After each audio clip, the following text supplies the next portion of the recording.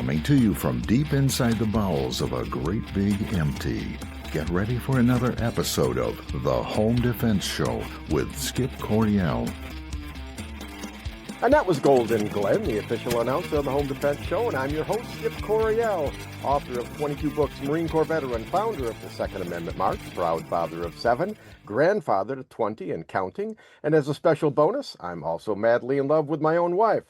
My priorities in life are God, family, and country, in that order, and I hereby promise to never compromise in my convictions. I may go broke, but I'll never go woke. But before we get too far into the show, let's thank our sponsors, United States Concealed Carry Association, ShootingClasses.com, Center Shot Indoor Gun Range, and Trinity Training and Security. And joining me today is a good friend of mine, Tim Schmidt, the owner, founder, head muckety-muck of United States Concealed Carry Association. Tim, welcome back to the Home Defense Show. Hello, Skip. As usual, I am honored to be here. I'm looking forward to talking to you today. You know, you weren't reading that off a script, were you? No, even though it sounded like I was not. You know, I always enjoy talking to you, and I've been looking forward to talking to you for the last couple of days. You know, because we don't get to talk very much, like face to face like this, even though it's virtual, it's face to face, right? And I just enjoy it because we tend to have real candid heart to heart talks, and you don't always do that on podcast, but I enjoy it. I enjoy it a lot. So we haven't talked in a couple of months. So anything new in your life? Oh gosh, anything new? I would say there's a lot of exciting things going on at Delta Defense and USCCA as it relates to kind of the internal brand of the company. We've been working really hard lately on that, and a lot of people are like, "Well, Tim, why do you have to work on that? You already have a great company culture." And from my perspective, Skip, it's like that may be the case, but like anything in life, whether it's your health or your relationships or your business or anything, it's either getting better or worse. And so even if it's good, you still want it to get better. So that's exciting. We're back. We're working with a new artist. Our record label is. That's pretty cool. Oh, cool. This young lady has got unbelievable talents, and she's the hardest worker I've ever seen in my life. And yeah, that's about it. Things are good. Okay. I forgot to tell you one new thing. I'm actually going to be a grandfather for the first time in my life. My daughter Dagny is having a baby in August. In August, huh? Tim, it's a game changer. It I'm really excited. is. I mean, it's different. I mean, you have you've watched, your parents become grandparents, and some of your friends become grandparents. But when it happens to you, it's different. It just really is. When it happened to me, it's like I wasn't really ready to be a grandparent yet, but it's like the kids come whether you're ready or not, But it's great, and I've got 20 grandkids right now. I live in Michigan. Only one of my grandkids lives in Michigan. I have 10 in Wisconsin, 5 in Indiana, 5 in no 5 in Missouri. I guess that's 21. I'll have to count them up again later. I'll ask my wife. But we bought a school bus, and we're converting it to a schoolie so that I can travel around the Midwest visiting all my grandkids. But I love you're it. gonna love it. You are absolutely. Does she live close to you or far away? So they live in Oshkosh, Wisconsin, which is about maybe an hour from our house in Wisconsin. Oh, cool. Well, that'll be nice. You're gonna like it. You're gonna like it a lot, and I'm sure you'll be a granddad. All right. Well, hey, things for me. I just finished writing a novel Ooh. about 2 months ago. This is the longest novel I've ever written, and it's different. Um, Basically, I like apocalyptic adventures, and this one is apocalyptic, but basically it asks the question, What were to happen if there was a pandemic? 90% of the world died off. So think like Stephen King's The Stand, but the Hmm. but the focus of the novel is what happens to the Christian church during that period of time. Mm. How do they survive? What happens when 90% of the pastors die and that kind of a thing. So Wow. it was interesting, kind of serious. And I right after I finished that, I started writing another novel. And this one is a detective novel, my first detective novel ever. And I'm over halfway through it. It's like this one is writing itself, and I'm just having fun with it. But I guess after you destroy 90% of the planet, you need a little bit of fun, just to relax a little bit.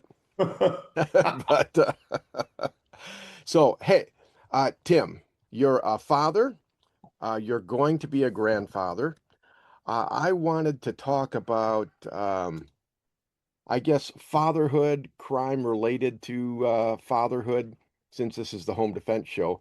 Mhm. I did an AI overview, all right, and the prompt was, is the crime rate higher for boys in homes without fathers? Mm. And I was surprised because this computer said, yes, research consistently shows a significantly higher rate of juvenile delinquency and criminal behavior among boys raised in homes without fathers.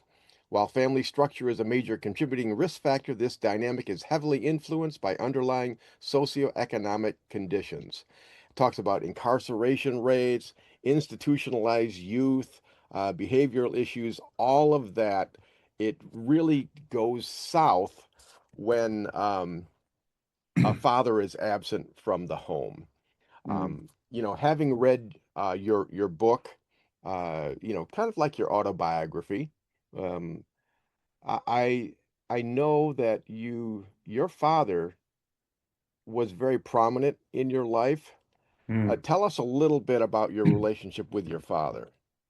Sure. I would say that my dad was he wasn't the guy that told you that he loved you. In fact, I don't think I can remember my dad telling me that he loved me until much later in life. Hmm. Um, but his actions told me that he loved me.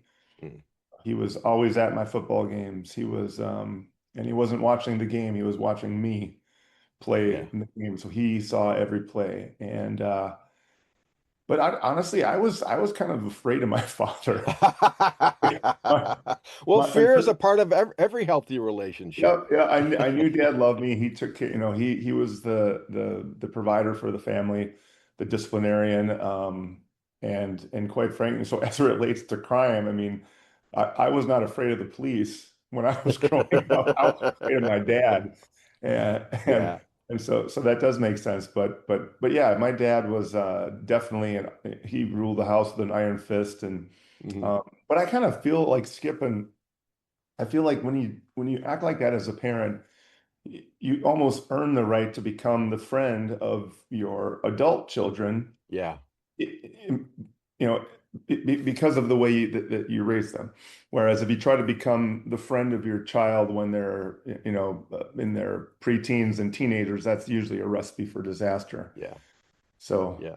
Yeah, I agree with that. It sounds like your dad was kind of old school. oh yeah. And my dad was the same way. He was kind of a rough, gruff guy, a Korean War veteran. Had seen a lot of combat, and uh he kind of brought that home with him, as not as far as PTSD, but as far as you could tell he was military, because of the haircut he would make me get. This is like back in like the 70s, right? Everybody had long hair, not me. It was like it wasn't a high and tight, but it wasn't a 70s haircut. And I was the same way. It's like I was fearful of my father, and it kept me in line Mm, because I mean, there's that accountability, and it's like, and he would go to school and talk to my teachers. And right while I was there, and he'd say, "Listen, if Skip gets out of line," he said, "Here's my phone number. You just call me, and I'll take care of it." And he did, and he did. Back then, teachers would still had wooden paddles, and they would paddle you. And it's like, fine, go ahead, paddle me into oblivion, but do not call my father, right? Because then I'm going to get it twice, right? Yeah. But, I turned out okay, and you turned out okay. But what do you think is wrong today? Why aren't parents engaged the way they used to be?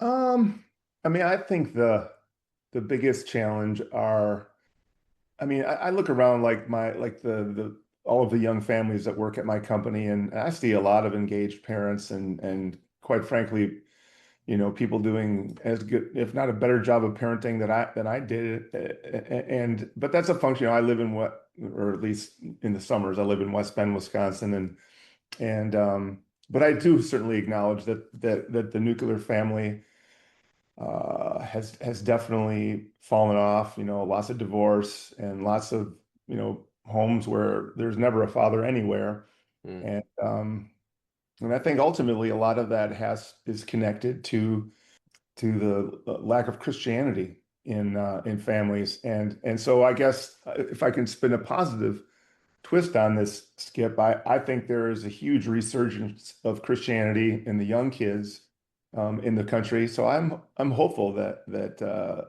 there'll be less of this. And yeah. yeah. Actually, Tim, yeah, I think you hit on it. I believe that God established the family as the building block for society, for a good, healthy society. And when you don't have good building blocks, you don't have a good building at all. It's weak. And boy, yeah, yeah, I think that's exactly true. I mean, the family, that's the method for passing on our belief system, for instilling morality, right and wrong, love, nurturing, caring, the protector defender lifestyle, all of that. And I guess what I've seen happen over my, decades on the planet is more and more, and I don't think it's because so many people don't, it's like, oh, I don't care about my family. I think a lot of them do care about their family, but they're tied down to like a two-parent income to Oh make yeah. ends meet. And then or maybe it wasn't passed on to them, the way it should have been. And remember that quote from Ronald Reagan? He said, freedom isn't in the bloodstream. It has to be passed on, from one generation to the next. Mm, It's the same way with parenting skills.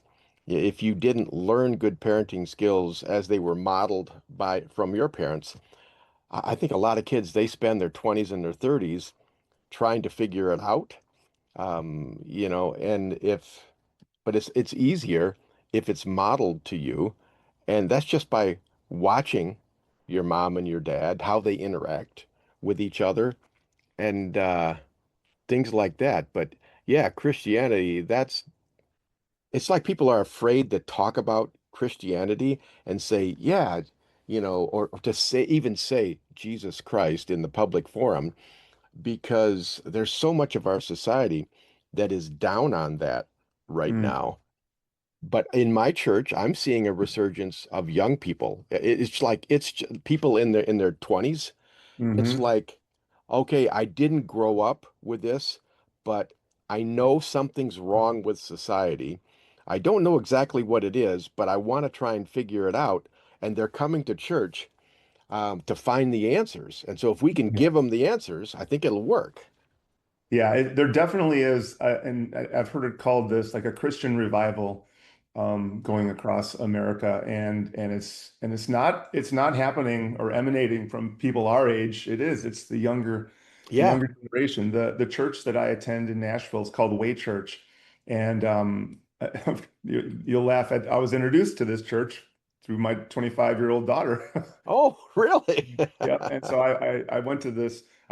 she was visiting. She used to live there. Now she moved away, and we were going to one of the services at this church, and the pastor himself is 31 years old. Oh yeah, yeah. Everybody, there's probably maybe 900 people in this facility for the worship service, and they're all, I would say, between 22 and 28, and then there was me.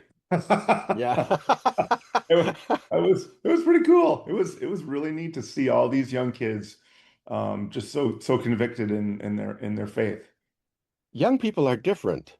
When I remember growing up, my my dad would listen to music, like you're talking like, Tommy Dorsey, and and all of these, they were on like records that were like a quarter an inch thick, vinyl records, right? And Nat King Cole, all these really old 40s and 50s records and things like that. And I just thought, my dad, he's such a square. But now I listen to the music that like my 20-year-old son is listening to, and I'm going, why are you listening to that? That's just terrible. But you know, every generation does that. They change, and I'm glad your daughter did that to you slash for you. Um, Me too. yeah. So you really like that church? Oh, I really do. I've actually gotten to know the pastor, and now I'm getting involved in the development of the church, and they're because they're growing. They're putting a new, I guess you call it a chapter or whatever, another Yeah. church in Spring Hill, which is a little bit south of Nashville. So yeah, so I just had coffee with Pastor Noah, and yeah, he's Noah, that makes him sound much older than 31. oh, he's 31. Yeah. He's a young man. So how's it feel to be a father figure to people like in their 30s? Um, yeah, I'm okay with it. It's kind of yeah, I'm all right with it. Well, it's when you get older, I mean, basically you go through things, right? And some would say, well, it's not the years, it's the miles. I would say, well, it's probably both. You Yeah. don't get the miles without the years, right? But Yep. I was talking to a young person, just a few days ago, and the things that young people are going through right now, she was just sharing with me, yeah, my parents were divorced. I had a stepfather. Um, and she, at a young age, even in her teens, she was already suffering from domestic violence, had had an abortion, and just really some traumatic things. You could tell she was real upset. But the fact that she was sharing that with me told me that, okay, yeah, she's taking life seriously, and she's trying to turn her life around, and I think she's actually doing it, which is fantastic. But you know, guys like, old farts like you and I, we have that role, that responsibility in society and in Christendom to pass on the benefit of all the mistakes that we've made. And I've, Mhm. wisdom comes from making mistakes, and I'm a lot wiser than I used to be, um, because I've made so many mistakes. But young kids need that these days, and I think guys like us have to step up and do the job. Yeah, amen. Yeah, I couldn't agree more. Could not agree more, Skip. These things with kids, I don't think the government is the answer, because I think if the government was going to be the answer, they would have already done it. Mm. Um, I think a lot of times the government is a stumbling block more than anything else, gets in the way like a speed bump or whatever. But Can you think of any example in your entire life where government was the answer? um, no, not offhand, not offhand. No, you're asking me to be specific, and no, I can't think of anything. No, I There, don't think the government is the answer. The answer is the individual responsibility of of a couple that is going to have kids and a couple that's going to get married. And man, this is what I wish if I could do things over because the Lord wasn't at the center of my marriage Mm. and I screwed that up and that's a huge when a marriage is missing that, it makes it that much tougher for it to work. And so I'm so grateful that my two oldest kids who are married, the Lord is at the center of their Mm. marriages. Oh, that just it makes me so happy. So And they learned from your mistake, you know, basically. I really think they did, and that's Yeah. embarrassing, and that hurts to it hurts to say that, but I think that is what happened. Yeah. Well, you remember how the Apostle Paul, he called himself the chiefest of sinners, right? And when it comes to marriage, I'm I'm the chiefest of sinners because I'm on my third marriage. Okay. It's like, geez, first marriage, geez, that lasted like 10 years. We had two kids, bought a house. Second marriage lasted 7 years. We had two kids, bought her a house. And after that, my motto was all my wives get two kids in a house. But then when I married Sarah, that's not I'm not casting aspersions on women because, hey, it was a lot my fault, right? So when I married Sarah, we've been married, it'll be 22 years coming up here in about a month. Wow. Uh, but this time, see, I'm not stupid. I'm not incorrigible. This time we had three kids and she bought the house. So but but that wasn't what made the difference. It's because, I got my life straightened around. I followed God and I was looking for a woman who was already happy, who was following God, and that who just being around her made me want to become a better person. Mm, And when I did that, I mean, that's what Sarah has done for me. It's like she holds me accountable just because she's such a wonderful person. And wow. it's not like a competition. It's like I'm struggling to feel worthy of being her spouse, being her husband. I mean, she's not perfect. I mean, because, we already talked about that. She's always makes me wash my hands, before I leave the bathroom. But, that's a small thing. I can live with that, right? It's a small price to pay, Tim. Uh, that's funny. Uh, This conversation reminds me of that quote. I can't remember who says it, but youth is wasted on the young, and wisdom is wasted on the old, or yeah, something. yeah, yeah, yeah. Well, you saying that reminds me of one of my favorite Christmas movies. It's a Wonderful Life. You ever watch that? Donna Reed, Oh, Jimmy of course. Stewart. Oh Yep. yeah, and they're out there singing after the swimming pool opened up and got them all wet, and they're by the hydrangea bushes, and there's this old geezer on his porch watching them, and Jimmy Stewart won't kiss Donna Reed, and so the guy gets up and yells at him and says, "Youth is wasted on the wrong people." But I don't regret the mistakes that I made.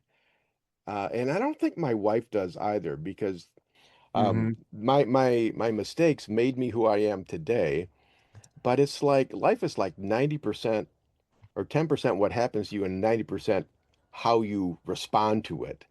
And hmm people that go through divorce, it's traumatic.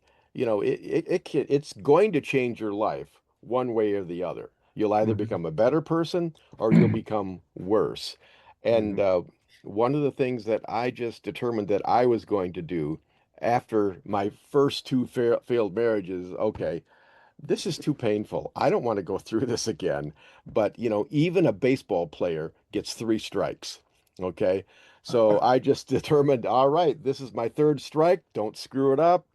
And finally, I got it right and very happy about that. So it only took you two strikes, Tim.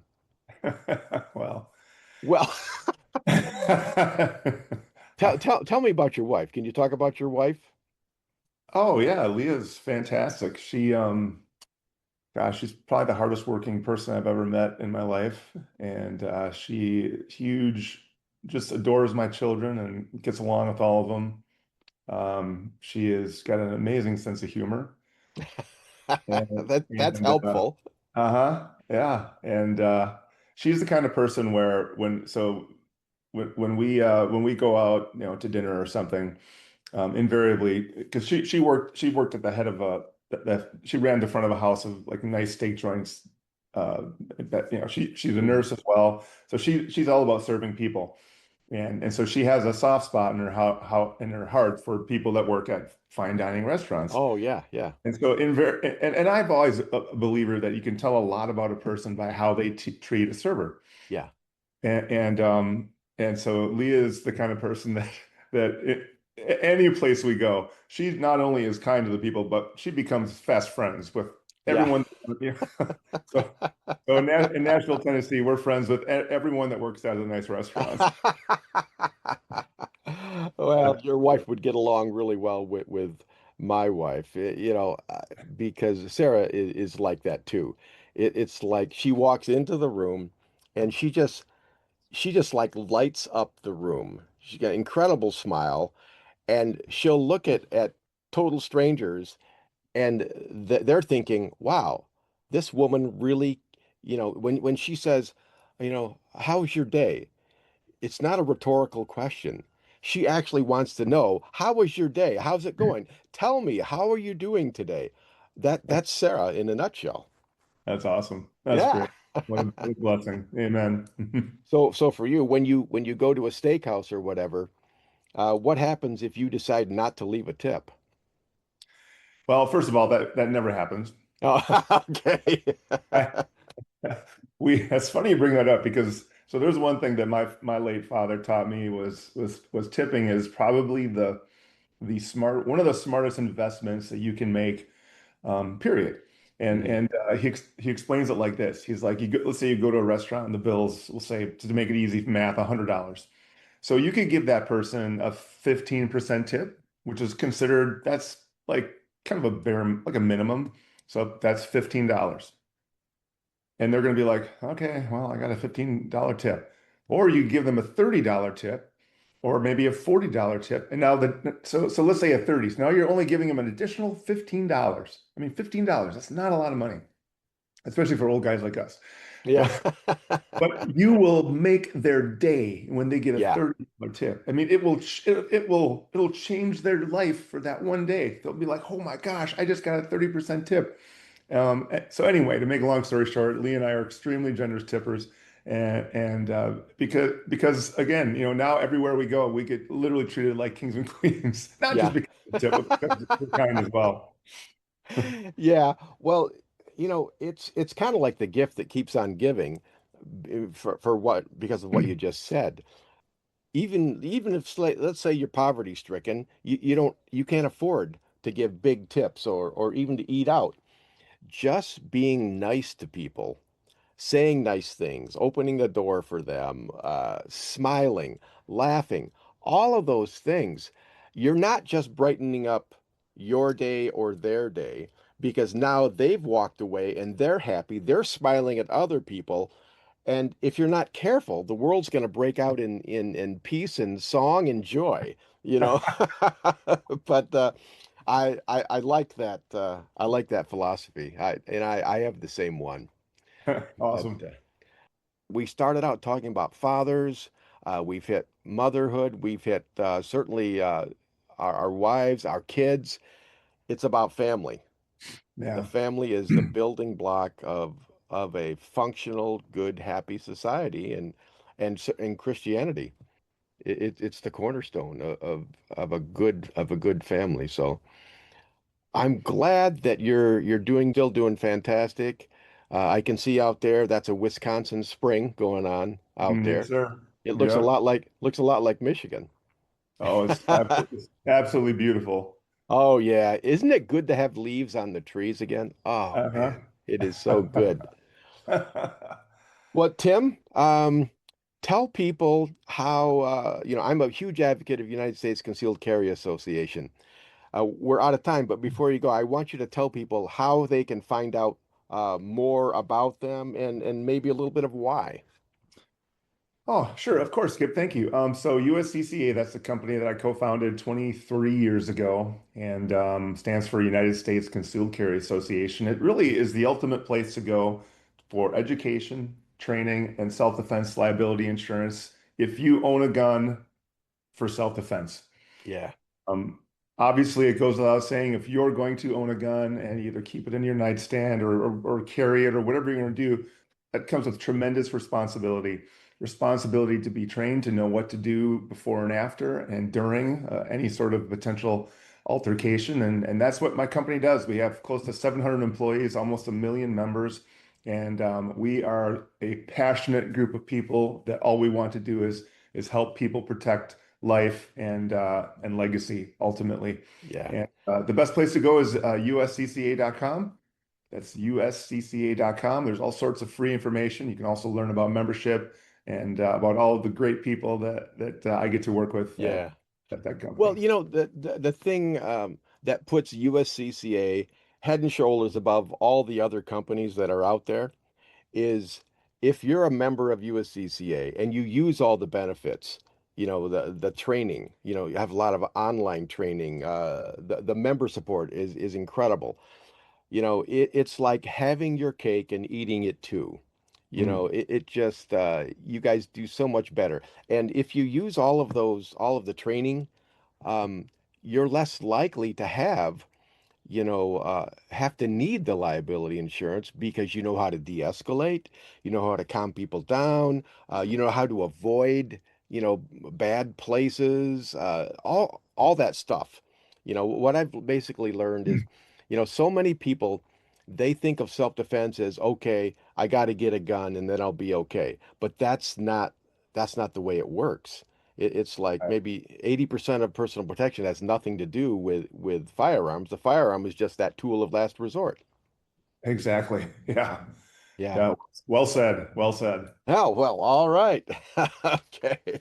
I think I wrote that in a book somewhere. All right. Hey, you got any books? Are you writing any books lately? I am working on a new book right now. Oh, is it too soon to talk about it or not? I can Tease us. Go ahead and tease us. The book is called Guns, God, and the New American Dream. Oh. And it's kind of taking off where my first book left off and telling more of a deeper story of not only the USCCA and Delta Defense and some of the ups and the downs and the struggles and the good, the bad, the ugly of that. It also talks a lot about my own journey to Christianity through my children, and ultimately it now I'm telling you way too much, but the new American dream I'm referring to is a relationship with God. All right. That sounds awesome. I'm interested in that. So I'm sure I'll find out when you publish it, and we'll have you on again and we'll talk about that. Okay. Awesome. That sounds great, Skip. All right. Thanks for having me on today. I really appreciated it. Hey, Tim, thank you very much, and thank you for USCCA. All right. Take care. Okay, folks, that about wraps it up for this week's show. I've had a good time, and I hope you have too. Please don't forget to thank our sponsors, CenterShot Indoor Gun Range at centershotgunrange.com, shootingclasses.com to help you find the right trainer for your needs, and the United States Concealed Carry Association. For all your self-defense needs, go to uscca.com. All right, I've written 20-plus books, and they're all available on Amazon.com in paperback, ebook, and audiobook. This week, check out my book, Sunrise Reflections, Finding Hope in Hard Times. I think you'll like it. And if you want training from me in person, then check out Midwest Tactical Training at uscca.com. Please join us again next week for all your home defense needs. In the meantime, God bless and stay safe. Thank you for joining us this week on The Home Defense Show. Now, get out there and protect the ones you love. We'll see you next week with more of the best. Bye-bye, boys! Have fun storming the castle! Firearms training should be easy. Instructors can focus on teaching and not worry about all the complex paperwork and management behind the scenes. Just pull the trigger and let us do the administrative work. Welcome to shootingclasses.com. At CenterShot Gun Range, we are passionate about training. Don't know where to start? We offer a 1-hour new shooter seminar to introduce you to the world of firearms and help you find training opportunities specific to you. Concealed carry, home defense, firearm safety, AR-15, private one-on-one training, custom training, or maybe you're on a security team looking to protect your church or business. We even offer weekday morning and evening classes. Center Shot Gun Range has you covered. Start your journey at centershotgunrange.com. Hey there. Yeah, you. It's time to level up your skills. Check out shootingclasses.com and explore a wide range of training options. With more than 50 types of classes to choose from, beginner to advanced, concealed carry to medical training, online sessions, and even non-live fire courses, there's something for everyone. Just enter your zip code, use the filters to narrow your search, and find the perfect class for you.